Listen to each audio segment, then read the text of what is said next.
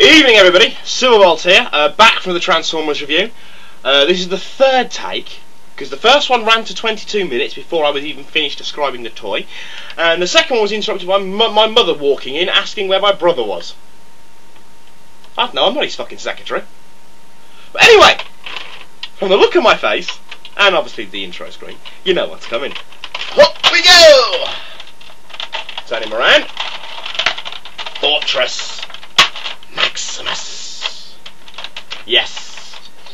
As someone quite accurately, I'm like the guy from Home Improvement here. You know, you can only just see me bloody nut, me eyes and me nose. Over there. Face the camera. There we go. Yeah. I forgot what I was going to say now. Yeah, as somebody described it on my YouTube ranting video when I was going into problems I've been having with Parcel Force. Fortress Maximus was described as the holy grail of Transformers. And you know what? They're absolutely right. Anyway. Right, now, the character bio for Fortress Maximus. I'm going to tell you this now. I'm not going to be going into every little thing that Fortress Maximus does. But the simple fact is, he comes into it so much. He's in it loads. So I'm going to stick to the American cartoon, comic, and Robots in Disguise series. I know Robots in Disguise was a Japanese one, but it got a proper English dubbing, unlike those ill-fated Star TV dubs of Master Force, Headmasters, and Victory. So I'm going to stick to the American ones. Okay, now, Fortress Maximus first comes into it in episode 3 of the Rebirth, which is series 4. And without going into how Spike and Cerebros manage to make an entire triple chain ring monstrous Transformer Autobot in about a space of about at most a day and a half from an old city using some remote controlled machines, we're not going to go into, because it's just one of dozens of continuity mistakes that are in the Transformers cartoon timeline for the G1 cartoon. But yes, Fortress Maximus is built by Spike and Cerebros as the answer to Scorponok, the Decepticon Super Headmaster base ship thing, who of course is built by Zarek. Spike and Cerebros build Fortress Maximus and take him to Cybertron, where in payment for the Autobots getting their asses handed to them by Scorponok, Fortress Maximus proceeds to obliterate them. Now, Fortress Maximus' character bio describes him as very much everything a warrior should aspire to be. He is courageous, he is valiant, and he is very powerful. But he's got a very fervent desire for peace. Whether you can call him a pacifist, it depends on your interpretation of pacifist. Because First Aid is a pacifist, but First Aid refuses to fight. Fortress Maximus will fight, and it's a damn good job, because otherwise he'd be kind of useless. Fortress Maximus is the most powerful Transformer in the Autobot Armada. He's the most powerful Transformer going, aside from maybe Unicron, who at that point has been destroyed. And it's quite easy to see why. He is loaded with weaponry, and his mind is a strategic genius database. Could possibly even rival that of Computron. He is really, really intelligent. Of course, fortmax shows up with one line: Decepticons, prepare to face Fortress Maximus! And proceeds to blow the living crap out of stuff. And then buggers off back to Nebulos with the rest of the Headmasters and Target Masters. And that's it for the Rebirth. And that's it for Transformers Generation 1, and that's it for Transformers Series 4, because it got cancelled before they could actually finish it. Or it got cancelled before they actually put the rest of the episodes on air. Whether they were drawn or not, I don't know. Fortress Maximus would come into the Marvel comics, and he's a Cybertronian. And he's not built on Nebulos, obviously, and he's not also this behemoth size that he is in the cartoon. He's a regular sized Transformer, though still one of the tallest of them. He's about the same size as Ultra Magnus. So he's still one of the tallest. I'm sorry, this angle is crucifying my back. There we go. And he takes a group of Autobots to the planet Nebulos, and there what put the idea into his head, I don't know. It must have been a moment of either insane genius or stupendous stupidity. But he turns round to the leader of the Nebulons, or well, one of the leaders of the Nebulons, Galen, and says, "To show you that I mean peace, here, have my head." And that's basically what he does. And so Galen becomes the headmaster companion for Fortress Maximus. The Decepticon counterpart to Galen is of course Zarek, and he's not too happy with this state of affairs, so he contacts Cybertron and gets in contact with Scorponok, who's not built by Zarek. He's actually a Cybertronian himself. Cueing the whole Autobot Decepticon Target Master Headmaster War. The battle reaches Earth, and during the trip to Earth, Fortress Maximus is reformatted into something more akin to what he is in the cartoon, though he still never reaches that unbelievable Goliath that he is in the cartoon. Though he is still the most powerful Autobot in their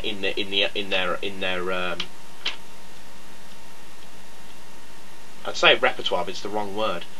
In their lineup, and basically trances all the Decepticons. But during a battle with Zarek, in comes Spike. And Spike is not introduced in the comics until this point.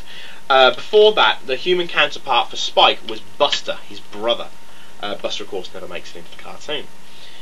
And Spike is caught in a landslide, and Fortress Maximus and Galen, being the noble Autobots that they are, intervene, and Galen is killed. Yeah, the Transformers comics tends to be a bit more brutal than the cartoon tended to be. You know, in the cartoon, they always just manage to get out of the way just in time. Spike, with much reluctance, but feeling that he owes a debt of honour, joins Fortress Maximus as his binary bonding companion.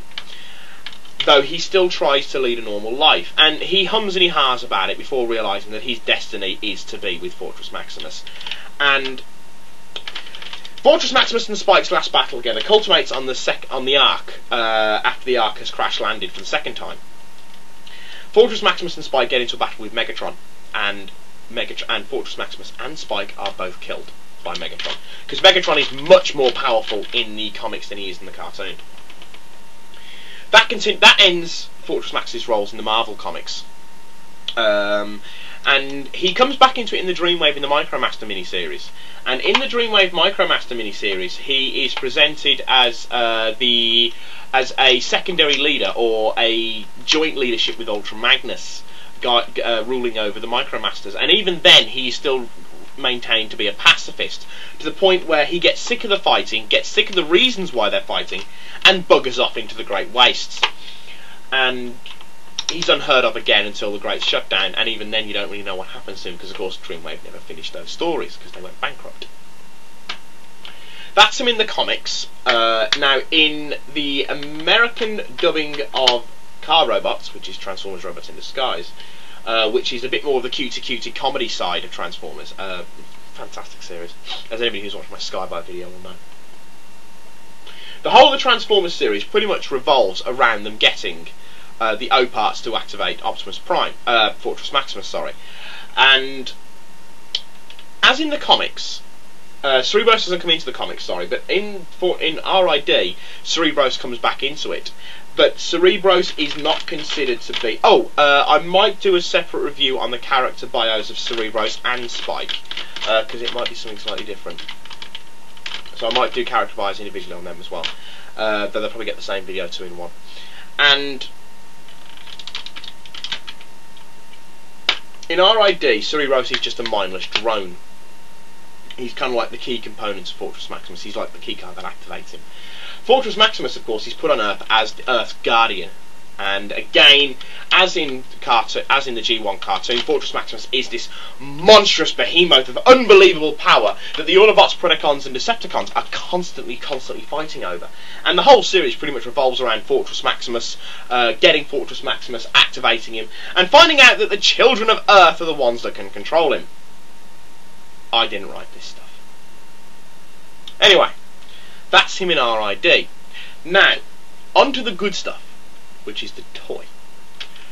Fortress Maximus has the singular honour of being the largest Transformers toy ever made.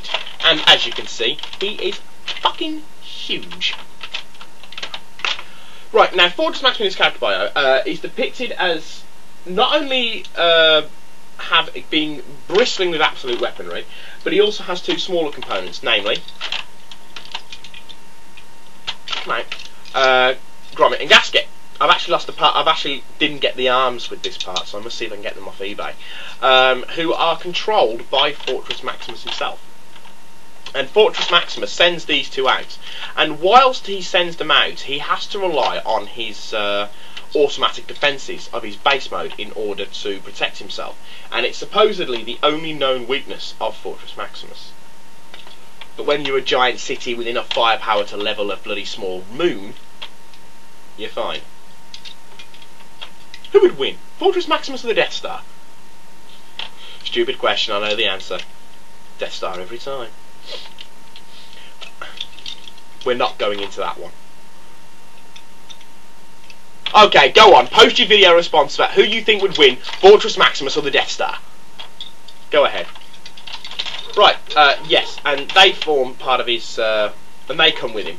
Grommet and Gasket, and they form Cog when they combine into two. As I said, I'm missing the arms.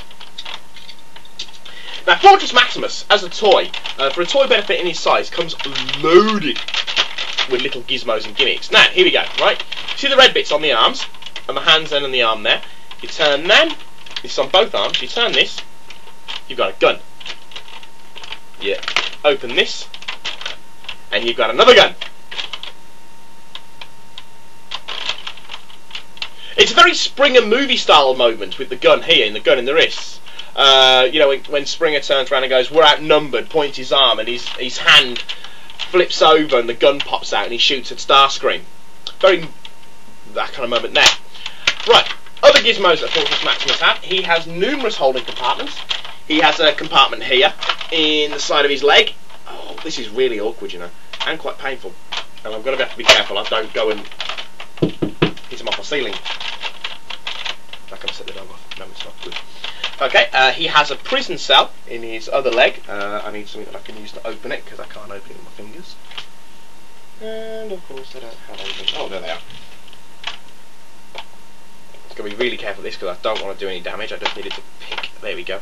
Games Workshop clippers. Great for absolutely everything other than clipping models. Okay, and here we have a prison cell. In his front area here, he has an aerial, which I'll show you when I transform into city mode, or rather when I stop the video and transform into city mode. Here's an aerial, moving aerial here, and he has a working lift inside him. That when you do it in city mode and you take off his head and you lift it, you can't. There's no point me doing it because you won't see it. Becomes like a little excess ramp for that hole there. Okay, now I'm going to transform him very briefly into city mode, mainly because it's quite easy to transform into city mode, and I don't have to do a lot with it. One thing I'm going to say about this toy is I don't know who this was designed for, but I don't think it was designed for 10-year-olds, because you need quite a bit of brute strength to actually do it, especially transforming into city mode. This is spaceship mode, sorry. This is just a very rough doing of it. Oh yeah, there you go, see? We have more guns, pop-up guns, in the leg,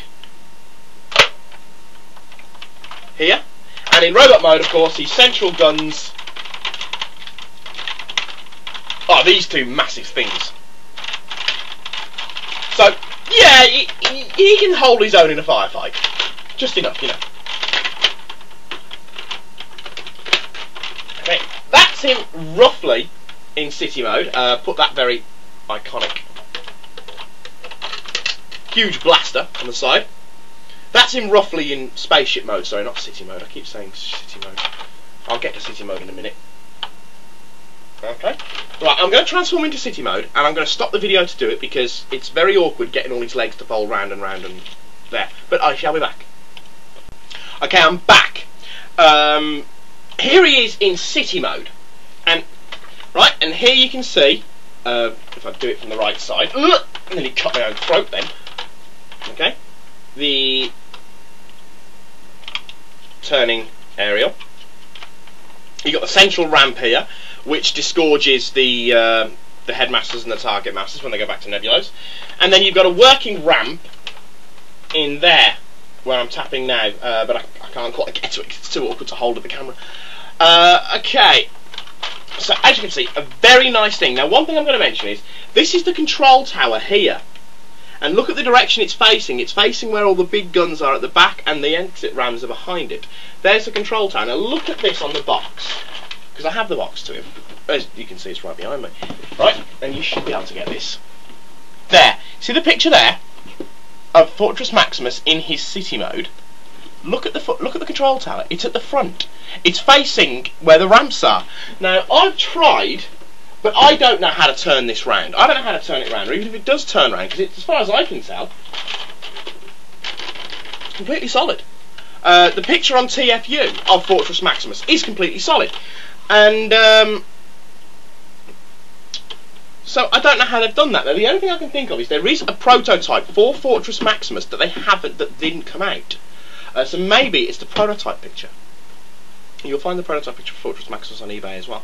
Not on eBay, sorry, on TFU. Okay, now the toy itself. Faults with the toy. You sudden nuts. There are no faults with the toy. It is brilliant. Perfect. Fantastic. It is huge. It is bigger than my nephew. My nephew is 2 on Sunday. It's bigger than him. You know, it's fantastic. It's 2 feet tall. It's a 2 feet tall transformer. Though I do have to say, you do need a bit of strength to transform him. I don't know how a 10-year-old is supposed to be able to do it, because to push his legs into city mode like this, especially into city mode like this, it requires quite a bit of effort. It really does require a lot of effort to get it to transform. Aside from that is his weight. Again, looking at it from a 10-year-old's point of view, he's rather bulky and he's rather heavy, because he does have metal bits on him. Right, that bit there is metal. There's bits in the middle that are metal, so he has metal parts to him. Okay, now on to the story of how I got Fortress Maximus on eBay. Right, I have stolen the luck of the Irish where this is concerned, where this toy is concerned, for the next 10 years. Because I came across a Fortress Maximus on eBay and a Predaking on eBay being sold by the same seller, and they've both been up for about 3 hours. So I thought to myself, in something I want to now live by, which is, if you don't ask, you don't get. And I messaged her and I said, would you be willing to sell me Fortress Maximus and Predaking for 250 quid? Anyway, I really wasn't honestly expecting her to say yes, so I messaged, but she messaged back saying, take it to 270 for post and packaging, and you've got a deal. I was like, yes, fantastico! I have Fortress Maximus and Predaking. Yeah, expect a review on Predaking coming up. So yes, brilliant. Couldn't believe it. Was utterly gobsmacked. But yeah, I call it, if you don't buy, you don't get. I mean, Predaking on eBay will go for about 100, anywhere between 120 to 170.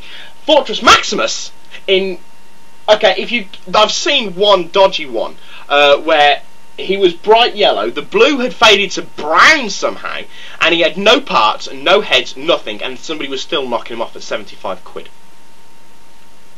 So I've got him mostly complete, because all these parts, all the red parts, like the guns and the arm folders and the leg guns, they all pop out. So I got him really goodly, mostly complete. All these parts will set you back on eBay. I've seen the handgun for COG, or the handgun for Cerebros, for 25 quid for a little gun that big. It's amazing how much people realise that fortmax is worth. And again, it's brilliant that some people just want to get rid of them. I don't know the reasons why the person selling fortmax sold it at the value I did.